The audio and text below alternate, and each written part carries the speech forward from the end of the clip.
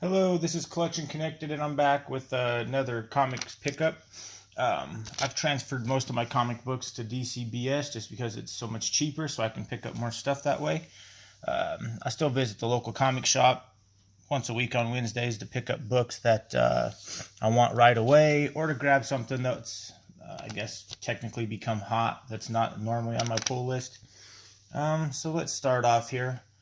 Well, I got Wonder Woman 60, Jenny Frison cover. I've picked up Batman 61. And when you order through DCBS, I just have them shipped once a month. And I go ahead and spring the extra 50 cents for a Mylar with a full backer board. I picked up the Amazing Spider-Man number 11 Dr. Doom cover. X-Men Red number 11, Jenny Frison cover, I do believe. We got the Wonder Woman 60 Terry Dodson cover. Detective Comics 994, that's an excellent cover. Looks like it's getting into Batman's origin there with his parents on the ground. Suicide Squad 49, just another great cover. Most of the mainstream books I just buy for the cover art. I don't care a lot for the stories in a lot of the mainstream books. Picked up Superman number 5, Adam Hughes cover, which that's not really that good. I just bought it because it was Adam Hughes. A lot of times when you're ordering 3 months in advance, you can't even see what the covers are, so you just got to go based off of the artist's name. Batman 59. That's another good cover. I picked up the J. Scott Campbell Uncanny X-Men cover with Conan on it. That's a cool cover. I missed out on the Conan number 1 comic that just came out for Marvel. I didn't put it on my pull list because I wasn't expecting it to be any good with Marvel's track record, knowing that Conan is what they would describe as a toxic male. And everything Marvel does is pretty much anti-anything masculine. I figured that he was going to be destroyed, basically. But I'm hearing it was actually pretty decent, which I've heard people say, I can't believe that Marvel has toxic masculinity in their comics. So, also, though, Conan, the old savage sort of Conan's, this is really good. I mean, you can pick that trade paperback up for $20. It's over 500 pages. You can see 17 volumes. I reread these all the time. Excellent. The Savage Sword stuff actually still holds up really well to be from the 70s and early 80s. Let's see. I'm keeping up with my Artgerm obsession. With my 5 copies of anything Artgerm does that I remember to pre-order, that I see it on the pre-order catalog.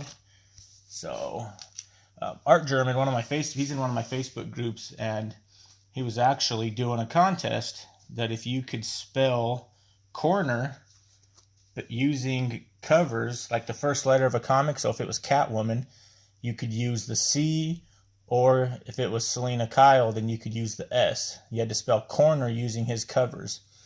And he was giving away a free full commission if you could do that.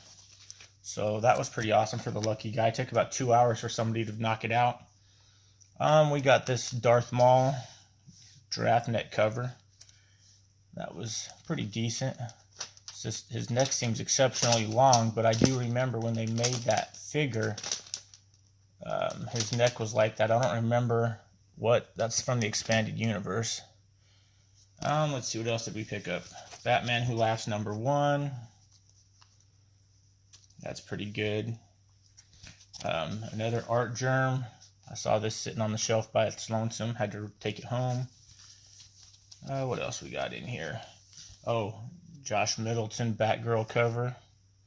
It's not as good as some of the other ones, but it's still pretty nice. Stranger Things. That's been a good read. Picked up Rags number 3. Not really sure with that one. It was a Kickstarter project, and the books all started going up in value, and the authors started mass publishing the comics again to drive the value down. He didn't want the books being valuable. He didn't want anybody on the secondary market making any money off of his property. So I don't know, that was kind of odd. It's been an okay read. I'm kind of curious to see if it's going to really start getting really good. So far, I don't think it's really lived up to the hype, but I'll keep reading it for a couple more. We got the Harley Quinn 55 Christmas cover. And I see down the bottom it's talking about the Aquaman movie. I've seen that twice already. That was pretty good. Probably go watch it again. Got the Batman Annual 3, Walking Dead. I'm so far behind on this. I gotta pick back up reading my Walking Dead. I think I left off around issue 150 is the last one I read. It's been good, so it's always never disappoints, so I just keep buying it. I picked up Rat Queens. That's funny. D&D RPG fans.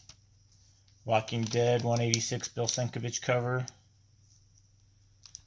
Let's see, let's slide some of these over to the side. Harley Quinn 55. Frank Cho never disappoints. Man, this Harley Quinn number 56 Gilliam Marsh cover, I'm going to have to pick up another one. Mine's got some rub on it. Let's see, will that show up on camera? Yeah, that sucks. That's a cool cover with all those cats attacking. Got the Cho Harley Quinn 56.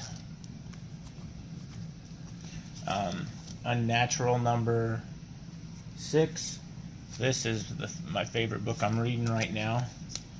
I actually picked up both covers of that. Batman Damned number 2. I need to open that up and read that. I haven't read that one yet. Let's see, what else do we got? Is that all the comics? Oh, okay. I picked up this Friendly Neighborhood Spider-Man number 1, and that is a Joe Jusko after Steve Ditko Stanley variant, and this is what an artist is supposed to do.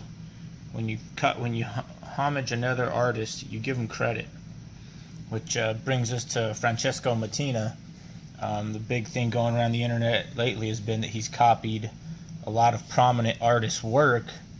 And, he scanned theirs up digitally and then digitally painted over the images. I know that's getting a lot of flack online. People saying they're going to quit buying his stuff. They hope he never works again, etc., etc.